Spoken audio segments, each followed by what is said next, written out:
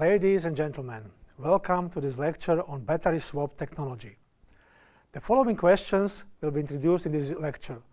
What is battery swap technology? What are the advantages and disadvantages of battery swap? Fast charging and battery swap, which one is better in what perspective? And finally, what is a suitable application case for battery swap? First of all, let's recall what battery swap is. The battery swap works on the basis of switching out the depleted battery and replacing the same with a full battery. The process involves driving into the battery switching bay, and an automatic process will position the vehicle, switch out the current battery, and replace it with a fully charged battery. The depleted batteries are charged in the station for later deployment. Battery swap has plenty of advantages. Battery swap can provide a new, fully charged battery without the need to wait for the charging duration. In this case, the range anxiety is eased, and to some extent, infinite mileage is obtained. Batteries are charged outside the vehicle, so there is no limitation on the size, weight, and power levels of the charger. Batteries are left being charged in the battery swap station, which provides high flexibility on the charging power as well as charging time. Batteries can be charged according to the local load. And besides, battery swap only requires a few minutes. Waiting anxiety is significantly eased. However, there are still quite a lot of challenges for the market to accept battery swap. First, a standardized battery interface is required across electric vehicle manufacturers and battery swap stations. Second, it is not easy for the consumers to accept not owning a battery. Third, there should be a foolproof way to estimate the battery's state of health to check for its usage pattern. And finally, the frequent connection and detachment of the connection between the battery and the vehicle may cause safety issues. Both battery swap and fast charging are hence two possible ways for quick charge replenishment.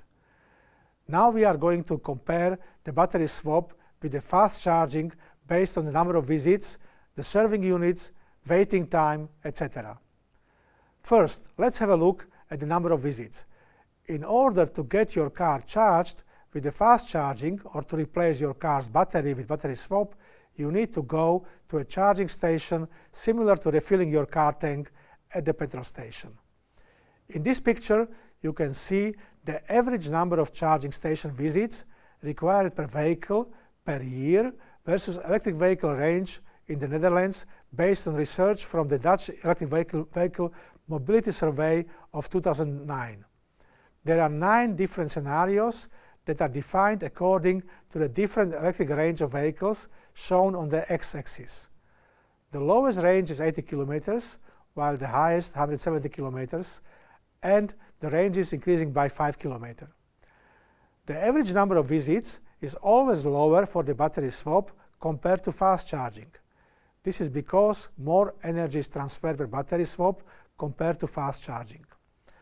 The reason is that a battery can be fast charged only up to 75 to 85% state of charge, and beyond that, the charging power is limited.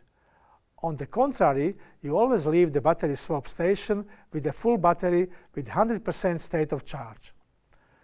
Fast charging provides a charging power normally higher than or equal to 50 kilowatt, and it may cause a severe impact on the grid, especially when it's peak time when multiple cars are charging. On the contrary, the charging processes at the battery swap station can be shifted in time and can be controlled. One commonly applied charging power is 3-phase 11 kilowatt power. In terms of service time, fast charging requires different time duration depending on the charging power, the capacity of the battery, whether the battery has to be partially or fully charged. Here are 2 examples. Assuming its ideal case and the fast charging power is 50 kilowatt, it may cost you 11 minutes to finish charging your car for a range of 80 kilometers. However, it will cost you 22 minutes or twice as much if your range of 160 kilometers is required. On the other hand, battery swapping always has a fixed service time which could be 5 minutes or even less.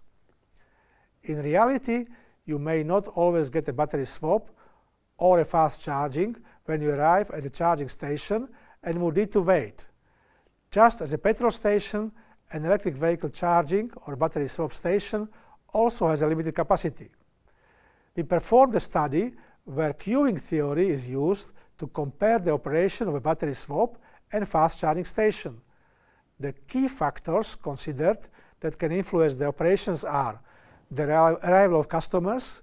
This includes the distribution of the arrival times and the time interval in between, the behavior of customers, for example, are the customers willing to wait or leave after a short time, the service time, in this case it is the charging time for the fast charging, and the time for the battery replacement. The service discipline, there are many possibilities of service discipline like first come, first served, random order, last come, first served, priorities, etc.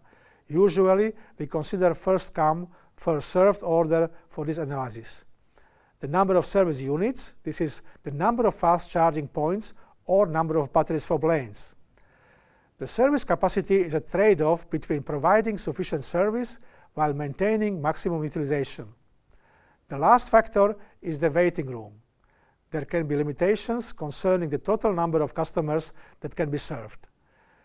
The arriving customers could be rejected if both the serving capacity and the queue are full. In this case of electric cars, the total amount of parking spaces can be considered as the waiting room. First, let's compare the waiting time of the fast charging and battery swap. The factors that influence the waiting time of fast charging are the required vehicle range, the charging power, and the number of charging points at the station. On the other hand, the main factors that influence the waiting time for battery swap are the battery capacity, the number of battery swap lanes, the number of batteries in the battery swap station, the charging power of the depleted batteries, and the number of charging ports. According to the queuing theory, the average waiting time per customer can be seen as a function of the number of serving units for a certain electric vehicle range. This picture shows the average waiting time versus number of serving units for 3 different quick charge replenishment cases. The first is fast charging, absolute worst case. It means to charge the battery from the minimum driving reserved range state of charge, which is an equivalent of 10-kilometer range, to 80% state of charge. The second is fast charging, average peak case, which is the fast charge the battery in the evening peak based on the driving energy needs. The third case is for the battery swap. It can be seen in this picture that to have the same waiting time for 125-kilometer range electric vehicle, battery swap requires much less number of serving units than fast charging. That is because battery swap needs much less serving time compared to fast charging. For battery swap, the waiting time can also be considered as a function of the number of batteries as well as the number of charging slots inside the battery swap station if other conditions are fixed. This picture is one numerical result from a queuing network research from Hong Kong. From these 2 pictures, we can see that the mean waiting time is very sensitive to the number of batteries, and it decreases to 0 sharply when the number of batteries increases. However, the mean waiting time decreases more gently with respect to the number of charging slots. It is clear from these graphs that after a certain point, there is no reason to further increase the number of serving units, the number of batteries, or the number of charging slots inside the battery swap station to reduce waiting time. Referring back to the research for the Dutch scenario, we can look at the optimum number of serving units in a quick charge station versus vehicle range, with 10 minutes considered as an acceptable waiting time in the queue. From this picture, we can see the decreasing trend in the number of serving units required as vehicle range increases. However, the decreasing trend is significantly different for each of the 3 cases of charging technology and strategy. Vehicles with higher range need less number of visits per year to quick charge station and it decreases the arrival time rate per station. So lower number of serving units can handle the charging needs. For the fast charging, average peak case, significantly lower number of serving units are required. This is because the charging energy and the charging time for the average peak case is always lower than of the absolute worst case. Therefore, one serving unit and subsequently the whole station can serve more cars in a certain time. This means that the whole station can handle the same traffic behavior with a lower number of serving units. Finally, only about 1/3 of the serving units is needed for battery switching case. Since the serving time is significantly lower for battery swap, which is about 5 minutes, the same traffic can be handled with less number of serving units at the battery swap station. Another key factor to be considered for battery swap is the extra number of batteries required for satisfying the travel profile.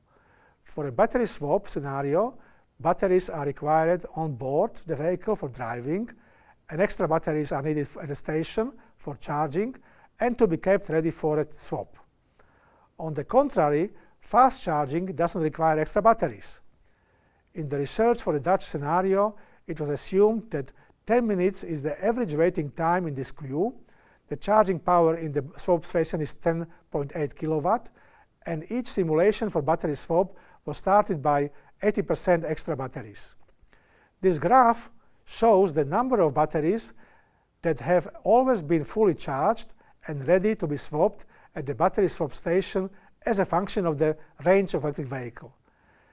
Depending on the arrival time of the electric vehicles, these always fully charged batteries can be considered excessive, and a part of them are not necessary. From this graph, it can be seen that for an electric vehicle fleet with higher range and larger battery capacity, a lesser number of fully charged batteries are ready at the swap station, as the batteries with higher capacity need longer time to be recharged to full. Then the percentage of batteries that are waiting for charge or in the charging process versus electric vehicle range in the swap station is shown in this purple curve. This is simply calculated by 80%, the simulation point minus the number of batteries that are always fully charged, which is the orange bars. This indicates that more minimum overall extra batteries are required in the battery swap station if the electric vehicle have higher range. With both a qualitative and quantitative understanding of battery swap, we are now going to introduce a few application cases. The first example is that of fixed route logistics. Assume there is a supermarket chain in the city, a few distribution centers responsible for distributing goods to each store via delivery truck fleet. In this case, the delivery trucks can be electrical, and each distribution center can be equipped with battery swap facilities. Whenever the electric trucks get back to the distribution centers, they have a chance to get their batteries swapped if it's necessary. The second application example is public transportation, where the bus fleet normally commutes between fixed destinations through fixed routes. This also makes it quite convenient and suitable for battery swap implementation, where the electric buses can swap their batteries in the central bus station or one of the destinations where there is a swap facility available. To wrap up, you have now got an idea of what battery swap is and what are its advantages and disadvantages. We looked into the comparison of fast charging and battery swap in detail based on queuing theory. Two application examples of the battery swap were introduced, where fleet managers can use battery swap for quick recharge of electric vehicles, especially for fixed route movements of vehicles. Thank you.